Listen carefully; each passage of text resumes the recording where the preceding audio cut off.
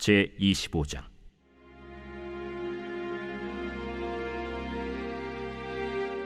사무엘이 죽음에 온 이스라엘 무리가 모여 그를 두고 슬피 울며 라마 그의 집에서 그를 장사한지라. 다윗이 일어나 바란 광야로 내려가니라. 마온에 한 사람이 있는데 그의 생업이 갈멜에 있고 심히 부하여 양이 3,000마리요 염소가 1,000마리이므로 그가 갈멜에서 그의 양털을 깎고 있었으니 그 사람의 이름은 나발이요 그의 아내의 이름은 아비가일이라. 그 여자는 총명하고 용모가 아름다우나 남자는 완고하고 행실이 악하며 그는 갈렙 족속이었더라. 다윗이 나발이 자기 양털을 깎는다 함을 광야에서 들은지라. 다윗이 이에 소년 10명을 보내며 그 소년들에게 이르되, 너희는 갈멜로 올라가 나발에게 이르러 내 이름으로 그에게 문안하고 그 부하게 사는 자에게 이르기를, 너는 평강하라. 내 집도 평강하라. 내 소유의 모든 것도 평강하라. 내게 양털 깎는 자들이 있다 함을 이제 내가 들었노라. 내 목자들이 우리와 함께 있었으나 우리가 그들을 해하지 아니하였고 그들이 갈멜에 있는 동안에 그들의 것을 하나도 잃지 아니하였나니 내 소년들에게 물으면 그들이 내게 말하리라. 그런즉 내 소년들이 내게 은혜를 얻게 하라. 우리가 좋은 날에 왔은즉 내 손에 있는 대로 내 종들과 내 아들 다윗에게 주기를 원하노라 하더라 하라. 다윗의 소년들이 가서 다윗의 이름으로 이 모든 말을 나발에게 말하기를 마치매 나발이 다윗의 사환들에게 대답하여 이르되, 다윗은 누구며 이세 아들은 누구냐? 요즘에 각기 주인에게서 억지로 떠나는 종이 많도다. 내가 어찌 내 떡과 물과 내 양털 깎는 자를 위하여 잡은 고기를 가져다가 어디서 왔는지도 알지 못하는 자들에게 주겠느냐? 이에 다윗의 소년들이 돌아서 자기 길로 행하여 돌아와 이 모든 말을 그에게 전하매 다윗이 자기 사람들에게 이르되, 너희는 각기 칼을 차라 하니 각기 칼을 차매 다윗도 자기 칼을 차고 400명 가량은 데리고 올라가고 200명은 소유물 곁에 있게 하니라. 하인들 가운데 하나가 나발의 아내 아비가일에게 말하여 이르되, 다윗이 우리 주인에게 문안하러 광야에서 전령들을 보냈거늘 주인이 그들을 모욕하였나이다. 우리가 들에 있어 그들과 상종할 동안에 그 사람들이 우리를 매우 선대하였으므로 우리가 다치거나 잃은 것이 없었으니 우리가 양을 지키는 동안에 그들이 우리와 함께 있어 밤낮 우리에게 담이 되었음이라. 그런즉 이제 당신은 어떻게 할지를 알아 생각하실지니 이는 다윗이 우리 주인과 주인의 온 집을 해하기로 결정하였음이니이다. 주인은 불량한 사람이라 더불어 말할 수 없나이다. 아비가일이 급히 떡 200덩이와 포도주 2가죽부대와 잡아서 요리한 양 5마리와 볶은 곡식 5세아와 건포도 100송이와 무화과 뭉치 200개를 가져다가 나귀들에게 싣고 소년들에게 이르되, 나를 앞서가라. 나는 너희 뒤에 가리라. 하고 그의 남편 나발에게는 말하지 아니하니라. 아비가일이 나귀를 타고 산 호젓한 곳을 따라 내려가더니 다윗과 그의 사람들이 자기에게로 마주 내려오는 것을 만나니라. 다윗이 이미 말하기를, 내가 이자의 소유물을 광야에서 지켜 그 모든 것을 하나도 손실이 없게 한 것이 진실로 허사라. 그가 악으로 나의 손을 갚는도다. 내가 그에게 속한 모든 남자 가운데 한 사람이라도 아직까지 남겨두면 하나님은 다윗에게 벌을 내리시고 또 내리시기를 원하노라. 할렐루야. 오늘 하나님의 말씀은 사무엘상 25장 1절부터 22절까지 말씀입니다.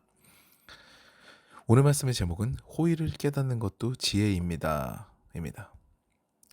10광야의 숲풀에서 사울과 극적으로 화해한 다윗은요, 또 하나의 변화를 맞이하게 되죠. 바로 사무엘의 죽음입니다. 그동안 사무엘은 사울과 다윗 사이에서 보이게 또는 보이지 않게 그들을 중재하는 역할을 하고 있었습니다. 사울이 다윗을 죽이려고 했을 때 다윗이 사무엘이 있는 라마 나요스로 피한 것도 이와 무관하지가 않아요. 그런데 굉장히 든든한 중재자였던 사무엘이 그의 사명을 다하고 하나님의 품에 안긴 겁니다. 천국을 간 거죠. 온 이스라엘 백성도 이에 애도하게 됩니다. 지도자를 잃은 거예요. 물론 사울도 이 사건을 민감하게 받아들였겠지요. 그 기밀을 눈치챘는지 그러니까 이제 중재자 역할을 하는 사무엘이 없어졌으니까 이제 다윗의 시대가 열리기 전에 그를 밟아야겠다라는 생각이 사울에게 또 임했겠지요. 그 눈치를 챈 다윗은 이번엔 기민하게 반응합니다. 바로 그의 근거지였던 엔게디 요새에서 나와서 바란 광야로 이동하게 됩니다. 바란 광야는요, 브엘세바 남쪽에 위치한 광야로 현재는 베두인들이 천막을 치고 살고 있는 곳이지만 그 당시에는 사람이 살기 힘든 곳입니다. 이스라엘 지도를 봤을 때 브엘세바 밑으로는 광야지대인데요, 사람이 살기 어려운 광야지대예요. 예전 아브라함이 남방으로 이동하여서 기근을 만난 곳도 이 광야입니다. 여기서 다윗은 양식이 떨어진 것으로 이게 보이게 되죠. 이에 다윗은요, 다시 이동하여 갈멜이라는 곳으로 갑니다. 이 갈멜은요, 헤브론 남쪽에 위치한 곳으로 엘리야의 갈멜산, 그 갈멜산과는 전혀 다른 곳이에요. 갈멜산은요, 이스라엘 북쪽 갈릴리 지역에 있고요. 이 갈멜이라는 땅은 헤브론 남쪽에 있습니다. 아무튼 이곳에서 그는 나발이라는 사람을 알게 됩니다. 나발의 기록을 성경에서 보게 되면요, 마온 사람으로 생업이 갈멜에 있다, 이렇게 기록돼 있어요. 마온 광야는요, 바란 광야 위쪽 헤브론 아래쪽에 위치한 곳으로 헤브론 산지를 유업으로 받았던 갈렙의 자손들이 살고 있는 곳이었죠. 이는 후에 나발을 소개한 3절에 자세하게 나와 있습니다. 그런데 그의 조상이자 신실한 정탐꾼이었던 갈렙과 달리 안타깝게도 나발은 완고하고 행실이 악한 자였습니다. 다만 그의 아내인 아비가일은 총명하고 용모가 아름다운 여인이었죠. 여기서 용모가 아름답다는 것은요, 외면과 내면이 모두 아름답다는 표현입니다. 말 그대로 하나님을 경외하는 지혜로운 여자이다, 이렇게 정리하시면 되겠습니다. 어느 날 다윗은요, 나발이 자신의 양떼의 털을 깎는다는 소리를 듣습니다. 그 당시 양떼 목장 소유주가 양털을 깎는 것은요, 정말 큰 행사입니다. 그래서 잔치가 벌어지게 되죠. 이때 다윗은 그에게 은혜를 입기로 작정합니다. 나발의 은혜를 받기로 작정한 거죠. 바란 광야에서 양식이 떨어져 갈멜로 온 다윗이었기 때문에요, 그 굶주린 부하들을 위해서도 은혜를 구하기로 결정하게 된 거죠. 이에 부하 10명을 보내는데요, 그 당시 10명의 부하를 보낸다는 것은 최대의 예우를 하는 것을 의미합니다. 게다가 부하들에게 전한 다윗의 언어를 보세요. 6절 말씀 보시겠습니다. 그 부하게 사는 자에게 이르기를 너는 평강하라, 네 집도 평강하라, 네 소유의 모든 것도 평강하라, 이렇게 기록되어 있습니다. 여기서 부하게 사는 자에서 부하게는요, 사실 원문에는 없는 얘기예요. 사는 자라는 뜻을 가진 레하이라는 단어만 적혀 있는데요, 이것을 제대로 의역하면 하나님께 은총을 받아 생명을 누리는 자, 그렇게 사는 자 정도로 보시면 되겠습니다. 그러면서 다윗은 유례에 없는 평화의 말을 전하죠. 나발과 그의 집, 게다가 그의 소유, 그 짐승들까지도 평강을 빕니다. 다 평강하라 라고 비는 거죠. 그리고 자신과 부하들이 나발의 짐승떼를 지키는데 힘을 썼음을 표현하면서 정중하게 음식을 요청하죠.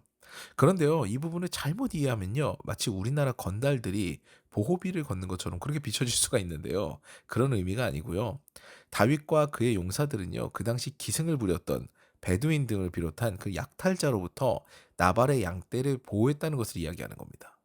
예컨대 비록 도망자의 신분이지만 이스라엘 백성들을 힘이 닿는 대로 도왔다라는 것이죠. 그런데요, 나발은 완고하고 행실이 악한 자가 맞습니다. 그저 완곡하게 그냥 거절을 해도 될 일을 구태여 긁어 부스럼을 만들죠. 다윗을 심히 모욕하는데요, 다윗이 누구며 이 세 아들이 누구냐, 이것은 히브리어 강조법이죠. 나는 그를 전혀 모른다, 이것을 강조한 거예요. 그런데 모르는 게 아니에요. 그냥 나는 그런 나부랭이 이름을 기억할 정도로 나는 그렇게 그가 중요하지 않다, 이 얘기를 한 거예요. 왜냐하면 그 뒤에 이런 말이 나오거든요. 요즘 주인에게서 억지로 떠나는 종이 많다라고 다윗을 모욕합니다. 이거 다윗이 알고 있다는 얘기예요. 사울에게서 도망다니는 다윗을 빗대어서 이야기한 거죠. 너 사울이 주인인데 지금 도망다니는 그런 억지로 도망간 종 아니냐, 나는 그런 종 따위는 알지 못한다, 이 얘기를 한 거예요, 나발이. 그러니까 사울도 요나단도 이게 사실 그렇지 않습니까? 차기 왕으로 사울과 요나단이 인정한 거예요. 다윗을 인정하죠. 그 마당에 감히 나발 따위가 그 하나님의 역사하심을 뒤로하고 조롱한 거예요. 이에 다윗은 크게 분노합니다. 그런데 다윗이 나발을 처벌하러 군사를 무장하는 시간에 나발의 하인 중 하나가 나발의 아내 아비가일에게 이 사실을 이야기합니다. 그는 다윗과 부하들이 자신들을 지켜주고 호의를 베풀었다는 사실을 비교적 상세하게 알고 있었습니다. 그래서 주인의 신뢰를 만회하도록 주인의 아내에게 기회를 준 거죠. 이 아비가일은 급히 음식을 준비합니다. 사실 600명이 모인 다윗의 무리들에게 아비가일이 준비한 음식은 많지가 않습니다. 하나만 봐도요. 떡 200덩이 같은 경우에는요. 보통 한 가정에 떡 3덩이가 필요한데요. 600명이 장정만으로 600명이기 때문에 600가정이라고 봐야 되거든요. 그러면은 턱없이 부족한 그런 뭉치죠.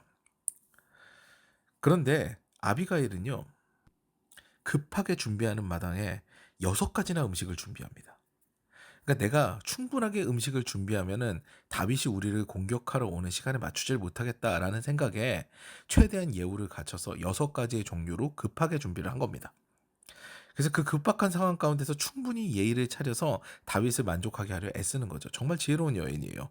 그리고 그녀의 선택은 옳았습니다. 많은 음식을 준비했다가는 그 준비하는 시간에 자신들이 다윗의 분노에 직면하게 됐을 거예요. 왜냐하면 자신들을 치러 오는 그 다윗의 일행과 아비가일을 만나게 되거든요. 사랑하는 여러분, 지혜롭지 못한 자는요, 사실 없어도 될 일을 만들어서 위기에 직면하게 됩니다. 그리고 지혜로운 자는요, 그 위기를 슬기롭게 넘어갈 수 있는 상황을 연출하죠. 그 지혜는 무엇입니까? 바로 하나님의 뜻을 아는 겁니다. 다윗이 하나님께서 세우신 왕이라는 것을 아는 것이 지혜이지요. 지금 상황이 도망자 같으니 그를 무시하는 것은 하나님의 뜻이 아닙니다. 게다가 나발을 보면요, 그는 부유한 사람이지만 성공한 인생은 아니었어요. 하나님을 무시함으로 결국 목숨을 부지하기 어렵게 됐거든요. 오히려 선한 성품과 하나님을 아는 지혜를 가진 아비가일이 왕의 아내로, 후에 왕의 아내로 새로운 삶을 살게 되죠. 사랑하는 여러분, 현재를 보고 사람을 평가하는 것이 아닌 하나님의 눈으로 사람을 알아보는 지혜가 필요합니다. 하나님의 사람의 호의를 나발은 모르고 아비가일은 알았습니다. 그런데 그것을 알아보는 것이 지혜예요.